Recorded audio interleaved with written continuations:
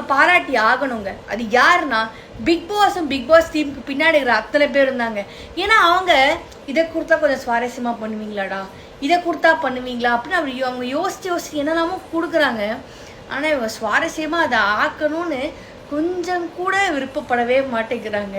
அது ஒரு மாதிரி பார்க்கவே இந்த டால் டாஸ்க்லாம் எப்படிப்பட்ட டாஸ்க்கு தெரியுமா அப்படின்னு ஃபீல் ஆகிற அளவுக்கு அவங்க ஒன்று பண்ணிடுறாங்க.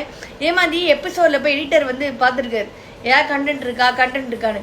கண்டென்ட்டே இல்லாமல் அவர் பாவம் தெரியுமா, சிவா அவர்கள் தொட்டு கும்பிட்டது இதெல்லாம் எண்டில் போட்டு வச்சுருக்காங்க.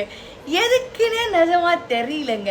இந்த ராணவுக்கு பேசவே தெரிய மாட்டேது. சிட்டு கொடுத்து பாய்சன் அப்படிங்கிறாங்க, அதை கரெக்டாக கூட அவருக்கு சொல்ல தெரியல.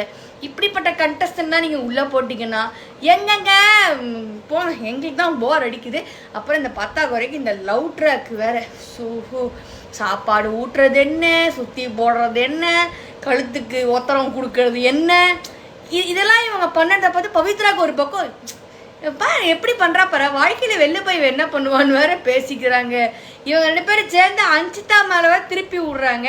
அஞ்சிதா ரொம்ப கிளியராக சொல்கிறாங்க, எனக்கு லவ்வெல்லாம் கிடையாது அப்படின்னு சொல்லிட்டு.